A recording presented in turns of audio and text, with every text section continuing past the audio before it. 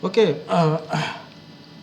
so uh, today I'll revise the steps of baseline adjustment that we have to do, and you can develop a script for doing that. So let me spell out the process, algorithm, if you may call it, and then I'll also try to deal with, after we are done with this baseline correction, then what is the next step that we need to do. I mean, for a strong motion, in order to a fully operational strong motion data center should be able to put out information in usable form, and what all information that we need to provide uh, for use consumption of the engineering community or scientific community.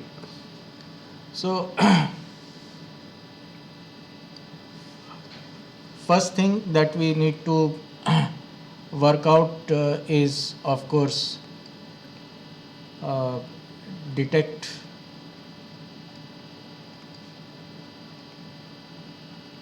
event start, and okay, before this,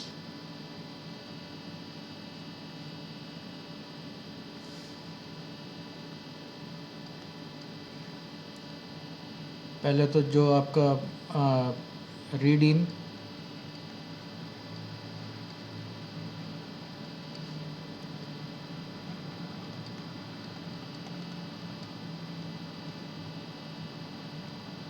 digitized data into an array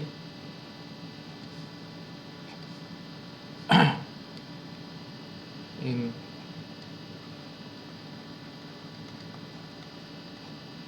GNU Octave or MATLAB, whatever is convenient. And then we need to find what is detect the event start and event end by, and this we will do by computing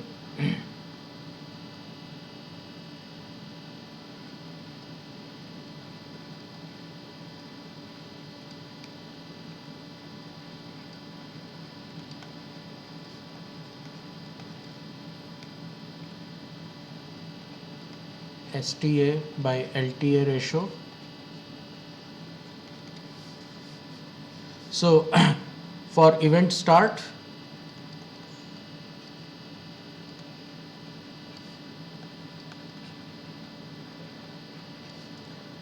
the STA LTA ratio should exceed a threshold value.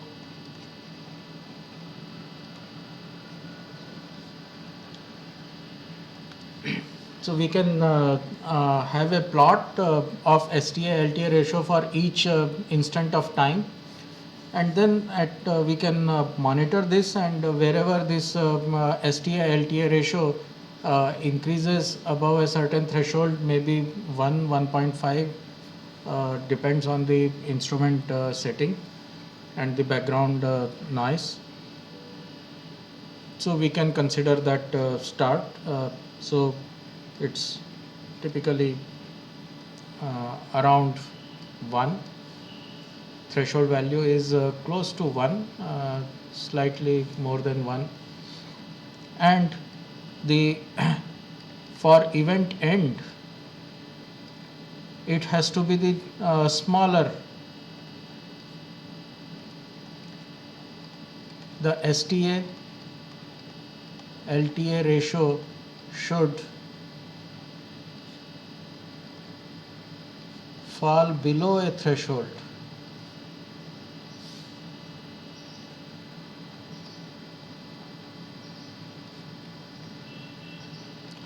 So if you look like, if you see the uh, time history,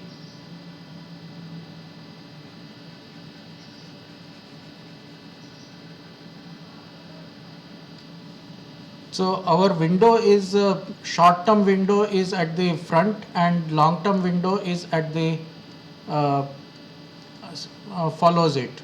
So this one is our short-term window and this is long-term window. So as this we keep moving this particular block from starting to end, we will see that after it event ends, the short term window will only will first look at the background noise of the instrument, while the long term window is still analyzing the event. So the energy in the long term window is going to be higher than the energy in the short term window, and therefore STA, short term average by long term average, is going to be smaller, and that smaller value will be significantly less than, it will never be, it can never be greater than this, and it will rarely be same as this event start threshold that we have used, but most often it is going to be much smaller than the event start threshold that we have considered, right? Because the long term average is actually taking the energy over a very long period and long window. So this energy is going to be significantly higher than the background than the instrument noise, background noise of the measuring system that is captured by the short term window. So this value is going to be uh, low threshold.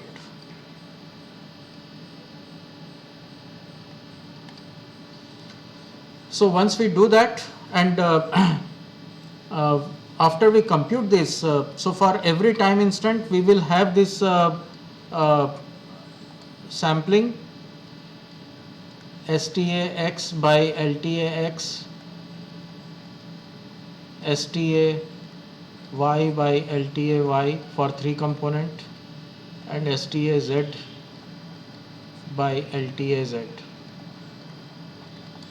So these are the we will, once we compute this STA LTA ratio, we will have these kind of time data set, and we can plot these and see how this STA LTA ratio varies for each component, and typically we will find that this ratio actually increases, I mean rises fast for a vertical component. The vertically propagating the P waves arrive first, and vertical component are usually the first events to exceed the threshold, trigger threshold.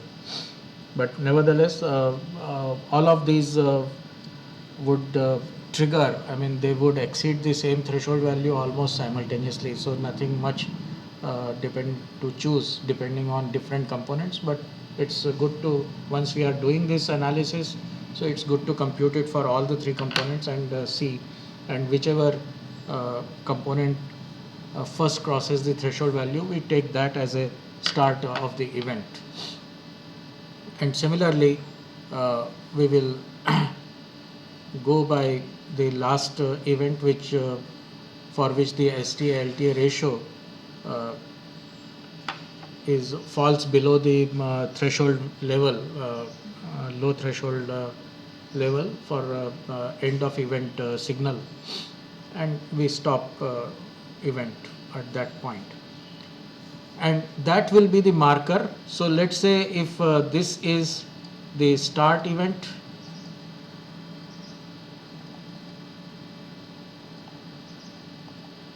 event start, and let's say this marks the event end, right? So there would be some value here, all we will have some data set here. So eventually this data, this is the time which represents the accelerogram that needs to be processed.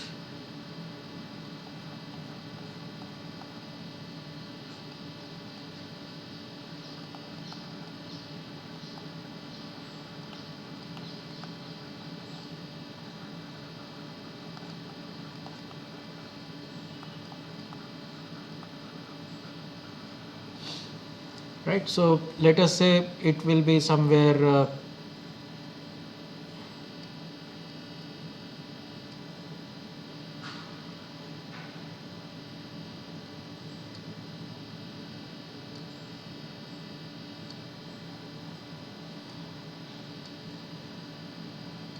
so this is the accelerogram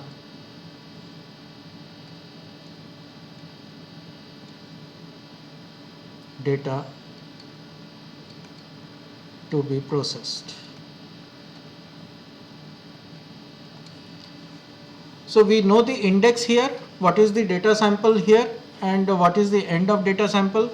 So we just offset all time interval, time in those array by the this offset number, and compute the time coordinate from this point. So this becomes the offset. So whatever is the value here, let's say NF first data. So so time becomes N I minus NF multiplied by whatever is the sampling interval. So that becomes the time interval. So NF point data will become time t is equal to 0 as far as the event is concerned, and this will become the final point. So that becomes our time coordinate, and appropriately the data would be generated. So we can actually convert it into another array and just discard all the uh, all the superfluous data that is actually just the background noise. And once we have these three component data, so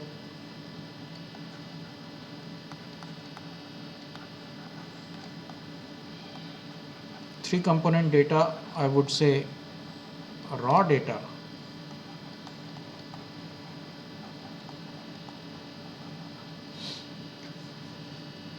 then let us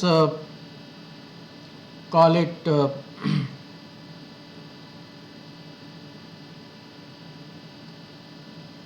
AX, A hat X, A hat Y, and A hat Z. So these are all they will be array of data points. Let's say n dat number of data points.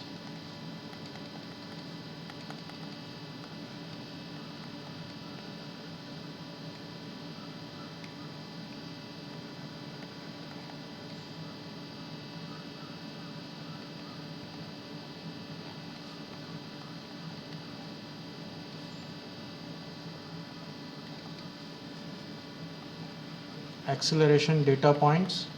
So whatever be the units, maybe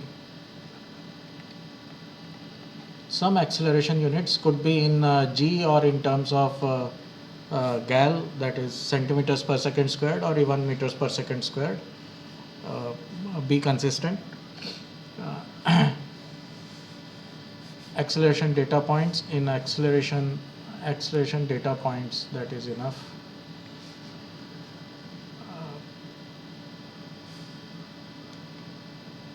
Okay, it is important to mention that this is uniformly sampled.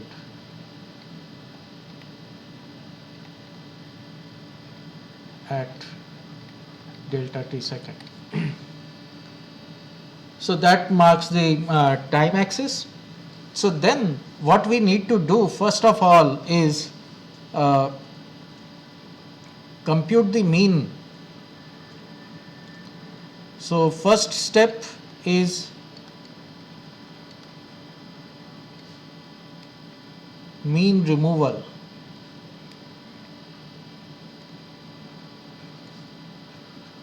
From raw data. So how do I compute the mean? Octave has a simple command. It just let me launch Octave.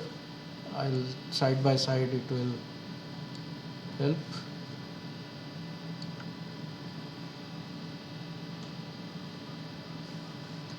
So let me just generate.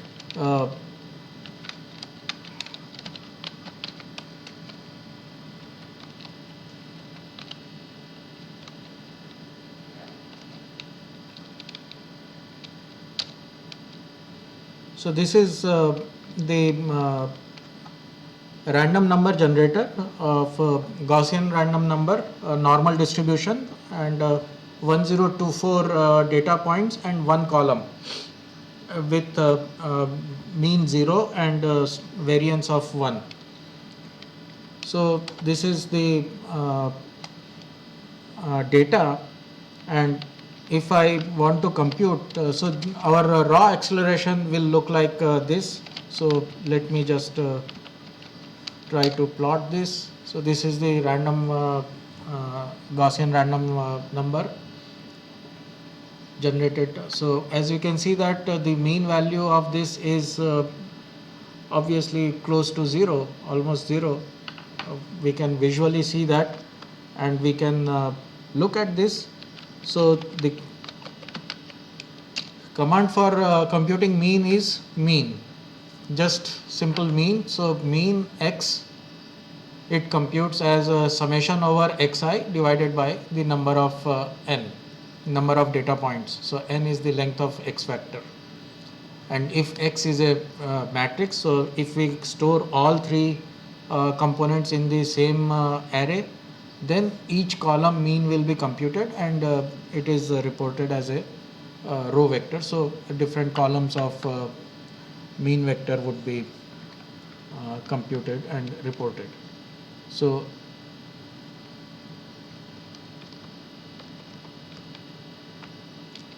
I can do that. So mean of A is equal to 0.0033970. So although it has to be, theoretically it has to be 0 mean, but obviously because of truncation and it's not a long finite duration record, so it cannot be, it is not really theoretically possible to approach 0, and in any case absolute 0 cannot be computed on a digital computer. Are you aware of that?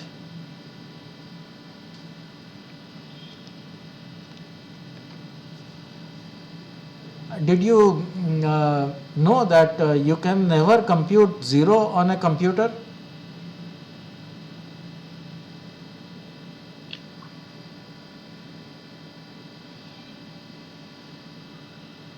On a floating point representation, if we do a real number computation, floating point operations, then number 0, absolute 0, does not exist. The number system of the computer does not have number 0.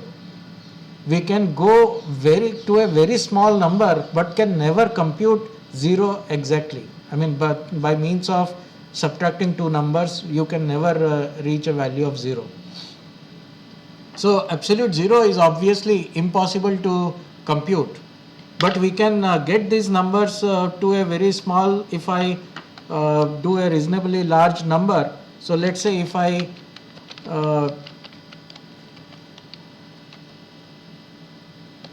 increase the data length, same 0 mean and unit variance, and try to find what is the mean value now. So as you can see, the mean value now decreases, and that's the stabilization. If I go again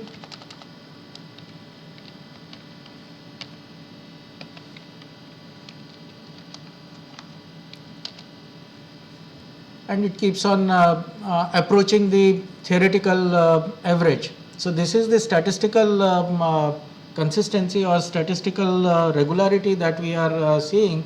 As we get more and more data, we get closer to theoretical prediction. But using any finite data, we can only have an approximation to the theoretical value. So although the samples were drawn from normal distribution of zero mean and unit variance, the mean value that we will compute from the population that we generate will never be exactly zero, and variance of course will not be exactly 1. So I can actually compute the variance of A. So it is not equal to 1, it is approximately 0.98. So again, if I go back to 1024, our first sample, and find what is the variance, so it is greater than 1. So that is the reason for these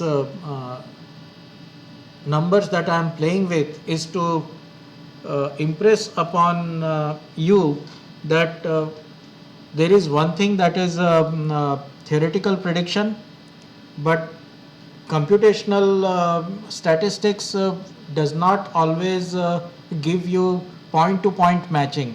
So we have to live with the approximations, and we have to be aware that what we may compute may not exactly tally with the theoretical predictions, theoretical values. But we should be, those theoretical values should give us a direction and some idea of the range in which we should expect these numbers to be.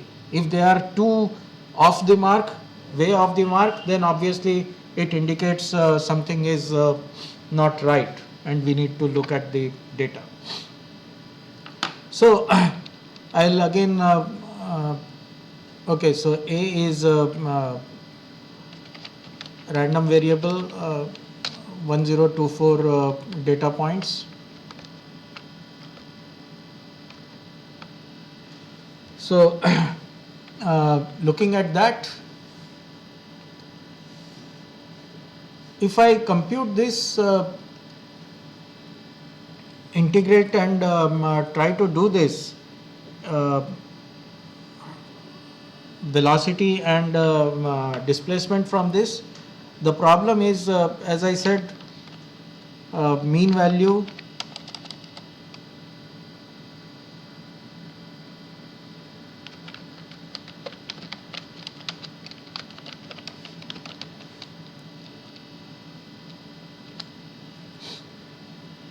so this is the average value, so mean value that we have preserved.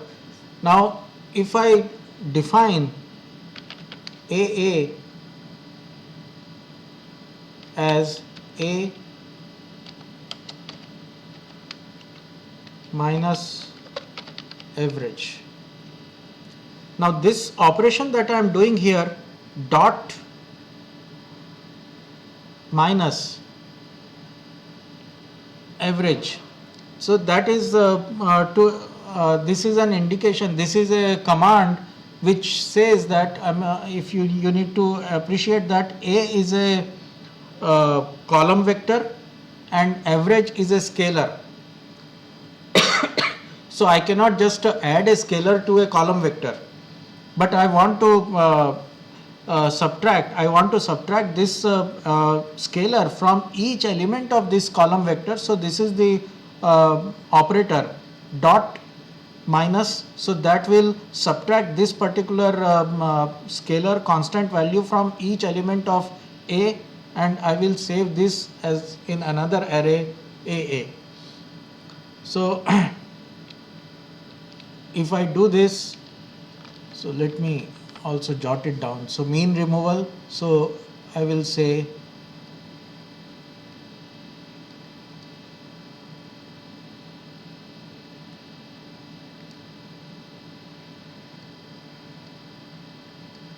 have X as mean of A hat, X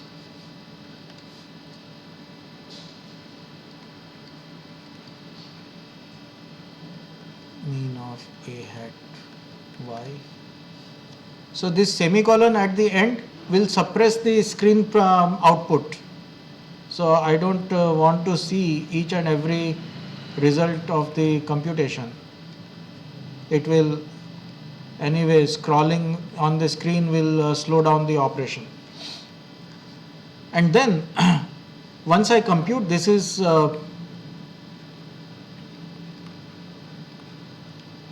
computation of arithmetic mean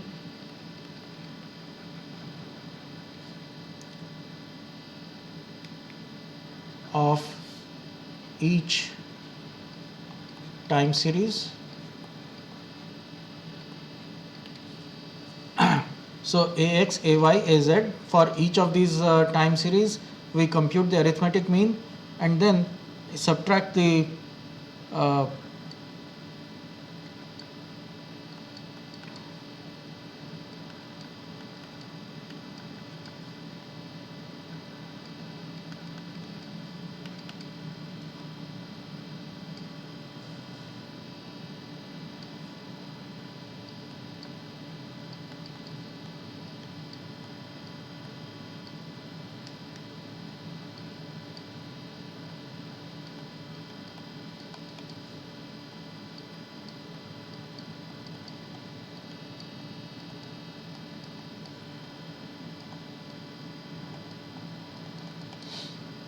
so this is element by element, element wise subtraction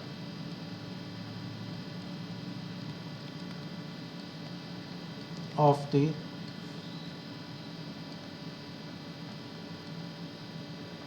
mean value.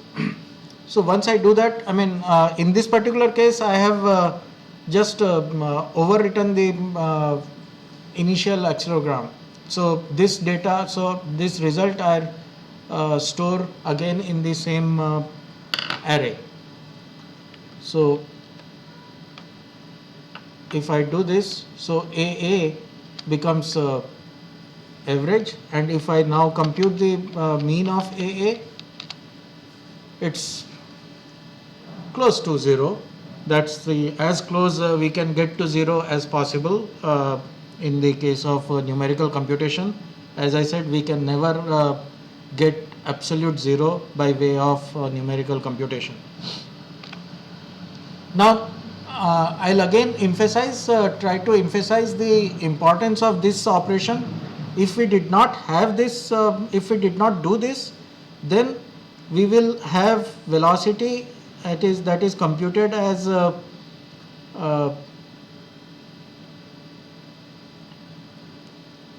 mean the true acceleration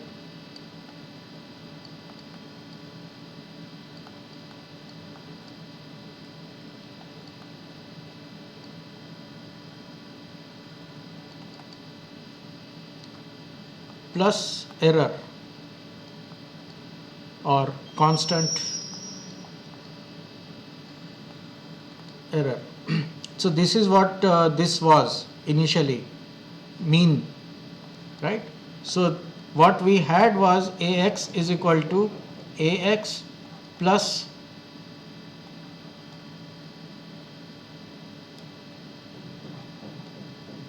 mu hat X. So this is time t and this is time t, and this is what the constant error is, right? So it is a DC bias constant shift. So the problem with this is, if I do this, try to find the velocity because of this, I'll get the velocities 0 to t ax t dt, so plus mu hat x multiplied by t, and then if I compute the, so if you see, if I integrate this acceleration which has this small mean value as the offset, then it may not make any difference. For example, AA and A will look almost indistinguishable. Let me just plot AA in another figure and then show you if you can make any difference between the two figures. So figure 1, this is the plot of A, and figure 2, this is the plot of AA.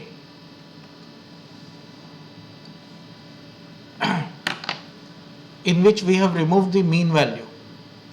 So you can see that there is hardly any difference. This is of course auto scale because this is marginally exceeding minus 3, and after subtraction it has marginally contained within minus 3. So the bottom axis, it goes up to minus 4, and here it stops at minus 3. So in this case it's minus 3 to 3, and in this case it's minus 4 to 3. But otherwise you cannot see any difference. If I plot both of them on the same axis, on the same plot, it will be indistinguishable. Rather, I'll show you the plot of the difference of the two.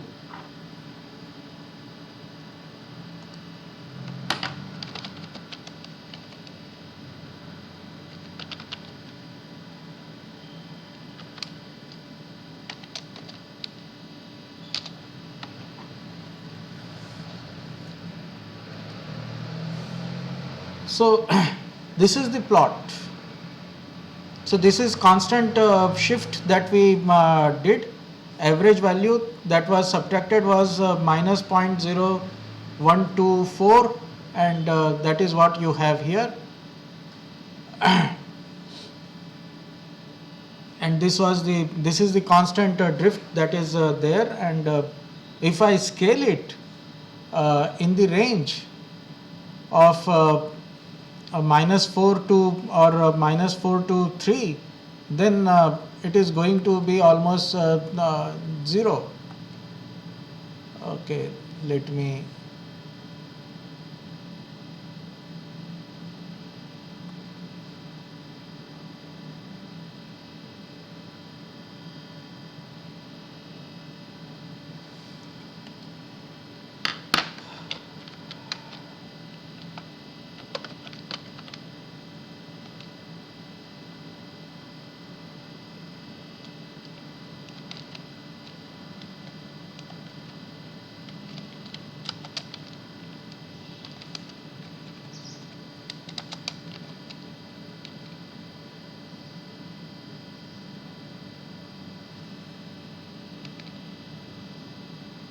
okay, we need to define what is the plot axis. I forgot the command, but nevertheless you can appreciate that if I change the axis from minus 4 to 3, then this will be almost close to 0 line, and it will be indistinguishable.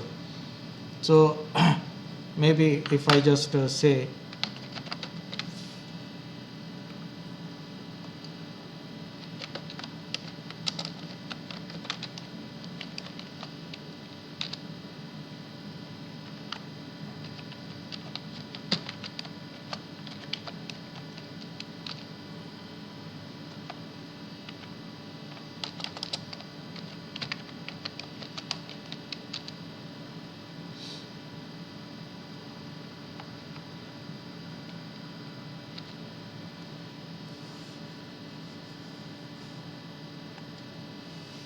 so this is plot AA, and this line is AA.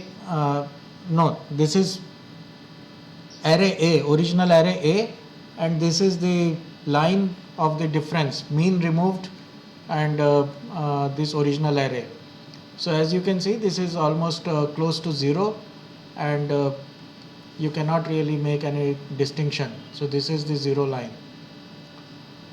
So the point is, acceleration data, it will look very, very small error this line doesn't really make much of a difference for acceleration data, but if I compute the velocity from this, you can see from this relation it will have a linear trend, and this velocity that I compute will, instead of having a symmetric about the zero line, I will see a drift, constant linear drift from the velocity.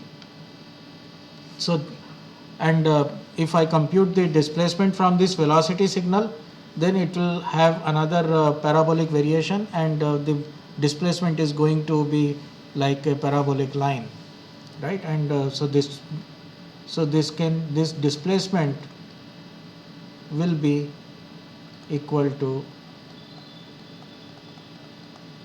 Vt dt 0 to t plus half mu x t square.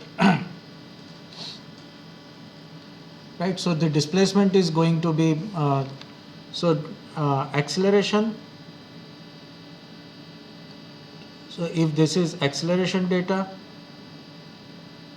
velocity data will look like this, and the displacement data will look like this.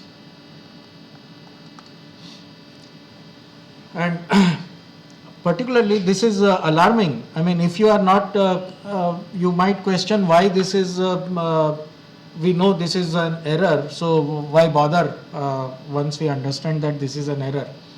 The problem is you only report peak values. We are all very much enamored with maximum values or critical case conditions. So we only talk about peak ground acceleration, peak ground velocity, and peak ground displacement, right? So if I see my zero line is somewhere here for the displacement. So peak ground displacement is something like this that I have computed. And this displacement may often run into meters at the end of the earthquake. And there is no way, if I have to design a facility to withstand this kind of ground displacement, there is no way any engineering structure can ever be designed to accommodate several meters of ground displacement. And similarly, the velocity, actual velocity might be somewhere here, peak ground velocity would be only this much, but I would be reporting several several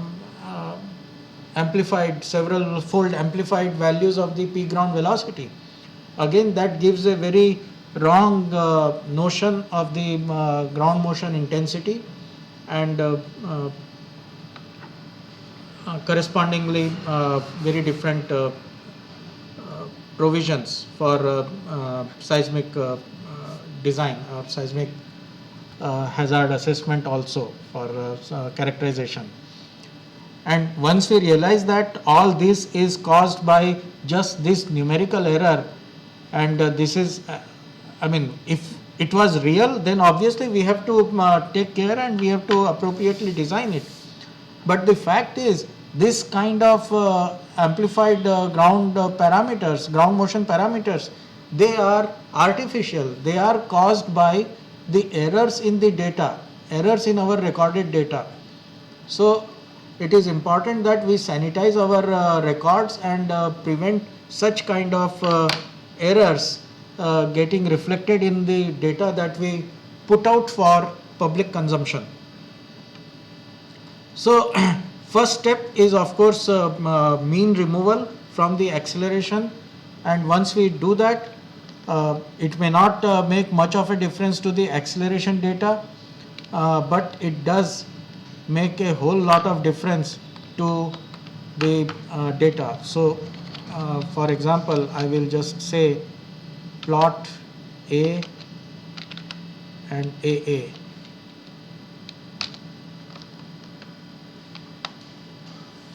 So that will be in this case.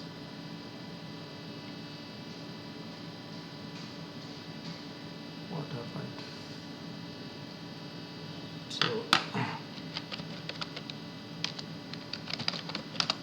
Okay, so let me just regenerate the whole array. So average is equal to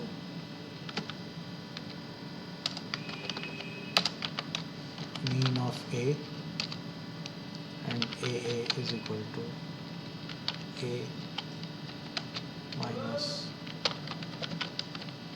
average, and let us say plot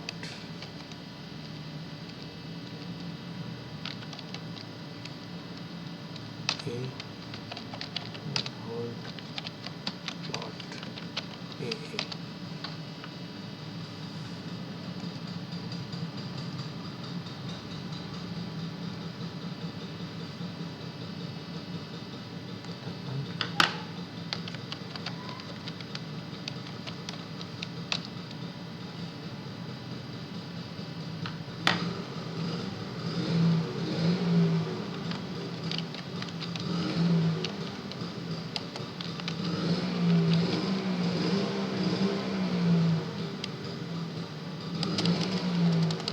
So what is the syntax of this plot? I want to see.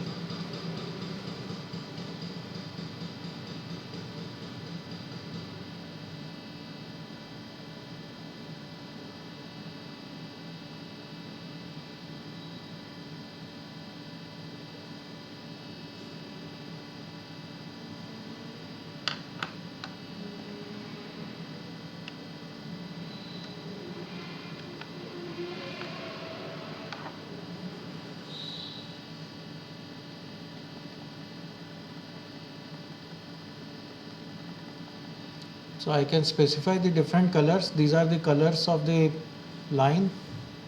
Okay, so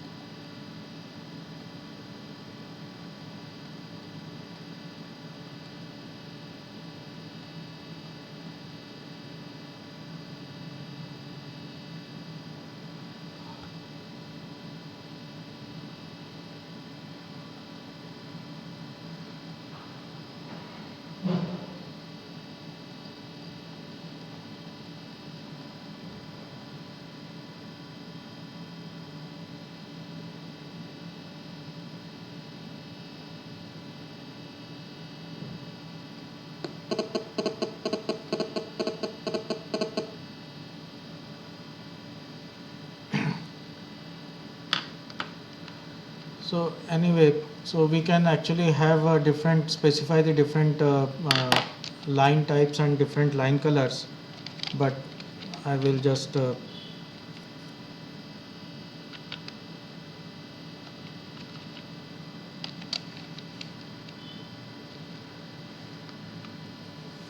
try to see. So you can see these are the both the arrays.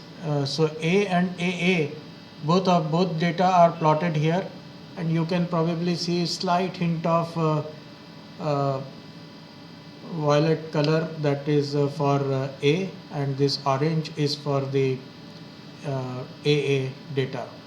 And so the removal of average hardly makes any visible change, but if I compute the velocity from this acceleration, then it is going to be little, it will make a lot of difference. So how do we compute the velocity? There are ways of doing that. One is, of course, the Fourier transform and integrate it in frequency domain.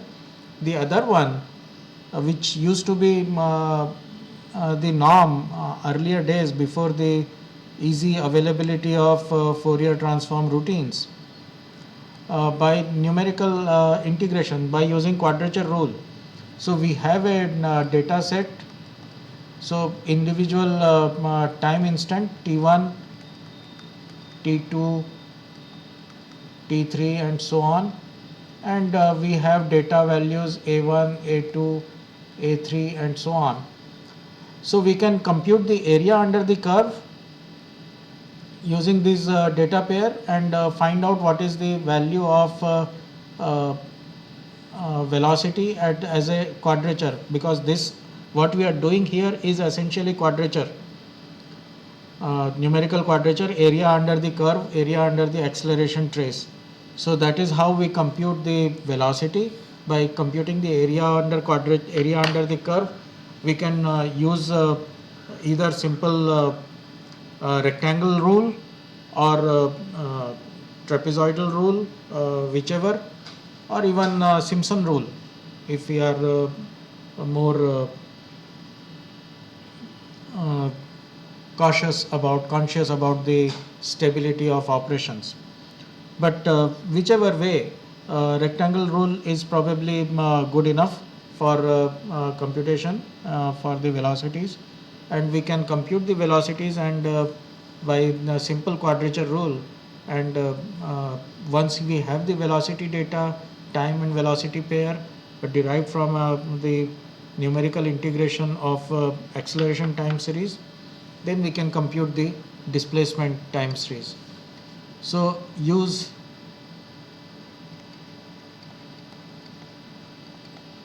derive velocity trace by integrating mean corrected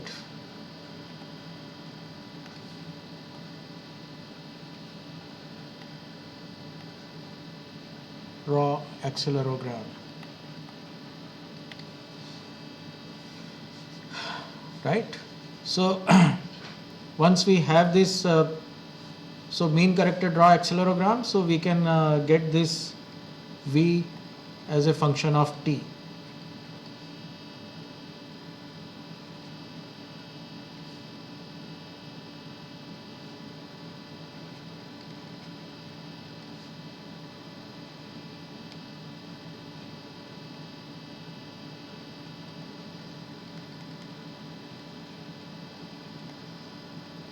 Either by using numerical quadrature or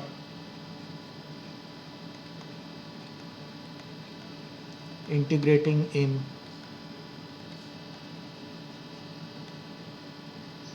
frequency domain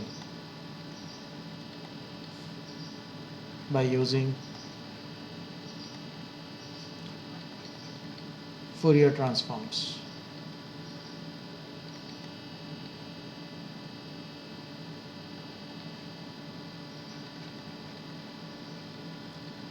So although it may look little intimidating talking of Fourier transform, but we can it is very simply done.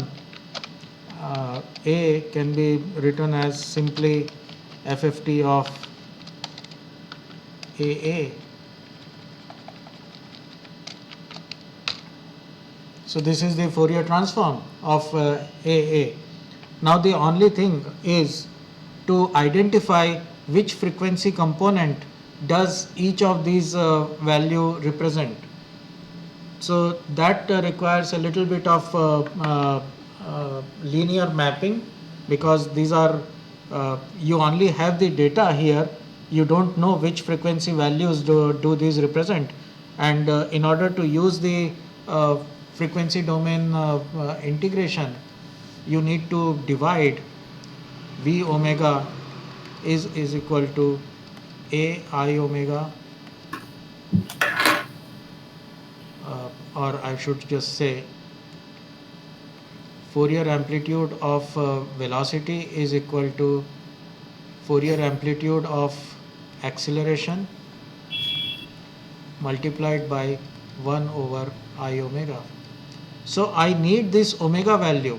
So which of these values, So let's say this value of acceleration, this is the amplitude of acceleration trace, Fourier amplitude of acceleration, Fourier spectrum amplitude, Fourier spectrum. So real and imaginary component. So it's a complex series, but I don't know yet which frequency does it correspond to.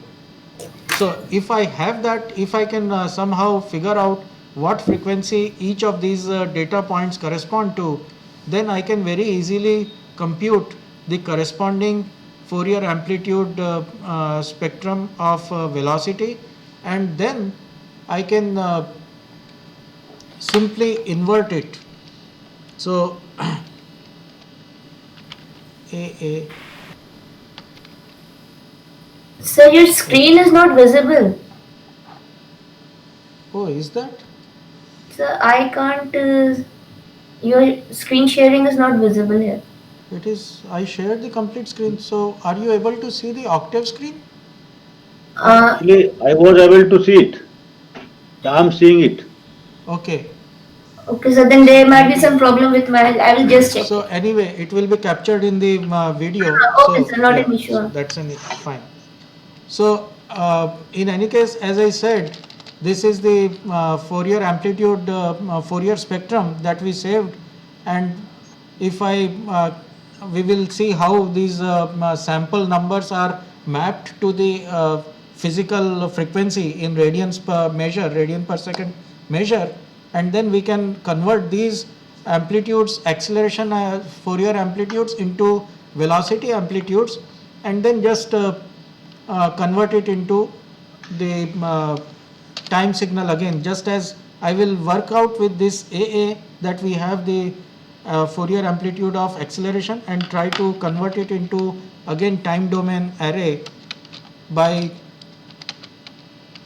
using inverse FFT.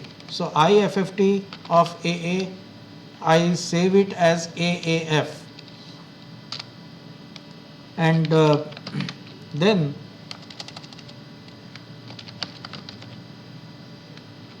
figure 2, I will plot AAF, and you can see the oh, what is this? Ah, I understand. This is also complex. So let me show what has happened to AAF. So it of course it's a transformation. Fourier transform will always be a complex number. So when we transform from frequency domain to time domain, it again reports a complex number. But the complex number, as you can see, the imaginary part is all 0. So once we extract, if we should actually try to extract the, I would just say, real number, real part of AAF. And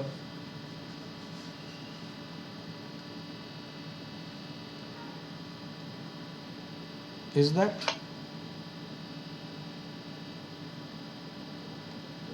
Let me just see. Yeah. So real part of AAF. So this is the transformed again back into the time domain, and this is how we will compute the velocity trace. Once we from the mean corrected acceleration, we compute the Fourier transform, and we map the sample number of Fourier transform to physical frequency units. We will see how that works. That depends on the actually sampling rate, the Nyquist rate, and total range is between 0 to some Nyquist frequency, and so on, symmetric. So once we do that, it's very simple linear mapping, and we can actually calculate the physical frequency from the sample number, and we can then convert this acceleration amplitude into velocity Fourier spectrum amplitude, and then compute the velocity trace by taking the inverse Fourier transform. All these Fourier transform routines are available as a standard function in Octave, so you don't really have to write a code for FFT. And similarly, once we have the velocity, then we will implement again the trend removal. We saw that it leads to a small error in acceleration will lead to a linear trend in velocity. So we need to detrend the velocity again before we compute the displacements. Right? So detrend is another operator I can remove. So just as I removed a constant value from, okay.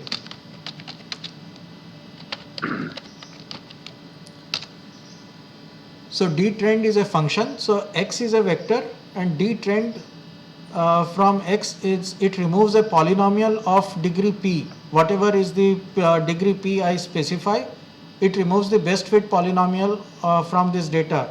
So mean removal will correspond to removal of or detrending with polynomial of order 0, right?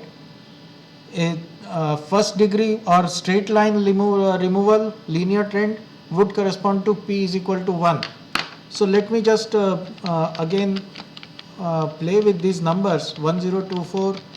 So this is the data. So if I remove, so A0 is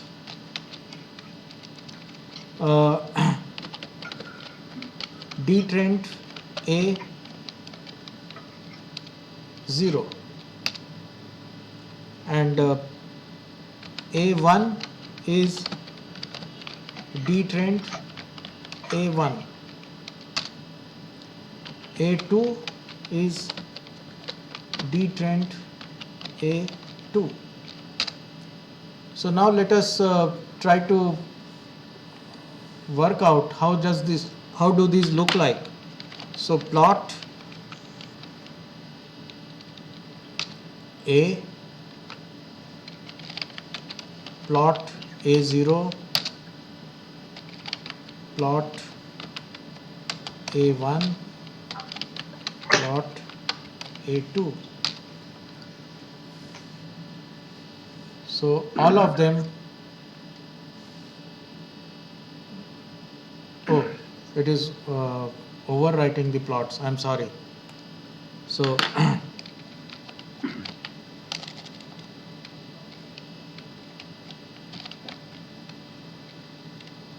plot A is fine. So this is the plot A.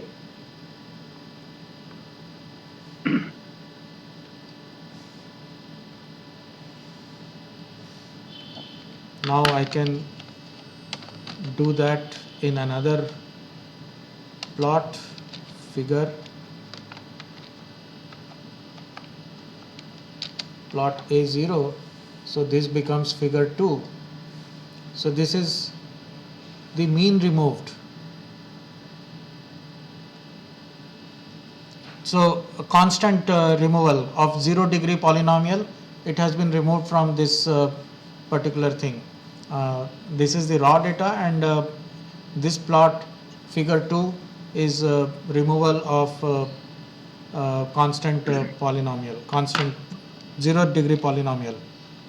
And similarly, if I do this figure, oh, I need to do this again, another figure. So figure 1. So this is figure 3. This is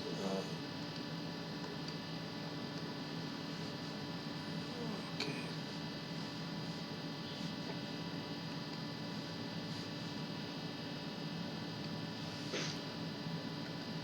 So you can see these are the 3 variations. So this is the raw data. This is 0th degree polynomial that has been removed from this raw data. This is first degree polynomial which has been removed from this raw data. So you cannot see much of difference between the acceleration, but the resulting velocity and displacement time histories would be very different from in each of these 3 cases. So I will try to write a script, Octave script, and share it with you that you can run to compute the velocity trace and displacement trace from these data using Fourier transform. And that would be very instructive to see how the uh, degree of trend correction from the acceleration influences the computed velocity and displacements. Right? So I guess we should stop here, and let me work on that script, and I will upload it on that folder that I've shared with you all, and then you can try to run that script on your local Octave installation and see how it works. That will be fine. And then we can take up discussion if you have any problems with uh, interpretation of results of those scripts. And subsequently, once we have the corrected data available, all acceleration, velocity and displacement, then we'll go to the subsequent analysis of strong motion data. That is, we generate, this corrected accelerogram, velocity and displacement, this is what we refer to as volume 2 data. Raw acceleration data is volume 1 data, and volume 2 data is the correct baseline adjusted, instrument corrected if required, the ground acceleration and derived velocity and displacement records. And then volume 3 data, we will provide the response spectra and Fourier spectra and other intensity parameters, damage potential of the accelerogram, each accelerogram. So we may have report peak ground acceleration, then the area's intensity, then effective peak ground acceleration of the trace, then Araya-Saragoni's damage potential, and so on. Its spectrum intensity, Hausner's spectrum intensity. There are several measures by which we try to ascertain which time history is particularly damaging or more damaging to structures compared to other acceleration time histories. Not all earthquakes are alike, so we need to try to figure out a measure in which we can judge which time history is more has more potential for inflicting damage on structures. So that can be so the structures can be analyzed for those time histories which are damaging. So that's why those intensity parameters are important to report. So that will go in the volume 3 data of ground motion. So I'll stop here. So any questions? No, sir. I think we will take couple of weeks to all the previous and the today's lecture which you have told. So according to that, we have to align our data. Okay. So maybe 1 or 2 weeks we will take to do that work with our entire data files. So Okay, fine. then we can discuss in our next sessions. We can discuss the problems or issues which are coming up with Sure. this data management Because only, the volume 1 and volume 2 datas. yeah. So then after that only, I think we should move further. Okay, So fine. I So think we will next go week. with this background information and work on our data. And I will, in the meanwhile, I will also share the data files with you also. Yeah, fine. So So Uh, this semester uh, I completed the lectures, so I don't have any more teaching commitment for this semester. So I hope to devote some time to write the script for this course, so to say. yeah, yeah, that will be very fine. Actually, I just want whether we have established how we have to record the complete format, Pallavi. so what? What should be the standard format of storing of our data? उसका भी So that है. that we are working on, and so that I will consult with Manish sir also. Yeah, no, but you can right now you can so that you can have, because that will be like we will be working further. So Mhm. at least first we finalize what should be the format. What is the international format of storage Uh, of the data? I'll tell you, there is a consortium of strong motion instruments organization. It's called Mhm. Cosmos. Yeah. Mhm. So Yes. they have a data format, and that is called a V0 format. So just going back from V1 file to V0 file. So all the input data is stored in that raw acceleration that they call. They store it in that V0 Cosmos data format, and uh, there are actually there is an agreement that you should have every strong motion data should have about 45 lines of header data. All sorts of there are lots of information that is there. So that is a I wouldn't say standard, but that is what is being pushed by USGS. Okay. Okay. Okay. Okay. So if we can do that, I mean, that's a very ambitious thing. I mean, 45 lines of header data is actually lot of information, Yes, sir. Because we don't have more than right? 20. So, but that also gives us a direction that we should plan to have to move in this direction. I mean, we obviously start from zero, but then we Mhm. cannot remain at one all the time. We have to Yeah. move ahead. Yeah. That's So true. that gives us an direction that this is the direction we have to take this strong motion program, and we should try to, we should try to have all these 45 header lines. If the data is not available, we mention we don't have this data. That's all. Mhm. But the Okay. placeholder should be there. My point is we should have a placeholder so that we know what are the gaps in the data which need to be plugged in. Okay. I think Pallavi, we should try to create this database as per this format.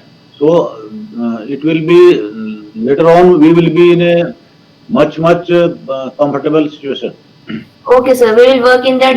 So the first step which we are going to do is align our data as per this format. That is the Yeah. first step I think we should start with. Yeah. So you will get the most of the information in that Prism document of USGS that is there in that folder. So Okay. that should give you enough information. Okay, sir. Okay, sir. We'll But work in. I'll also try to find out exactly what are those 45 lines, specific 45 lines of data header, Mhm. and I'll share that with you. Okay, okay, sir. Okay. So Okay, sir. thank you everyone. Thank you, Thank sir. Have a great day. Thanks a lot. you. Okay. Namaskar. Namaskar.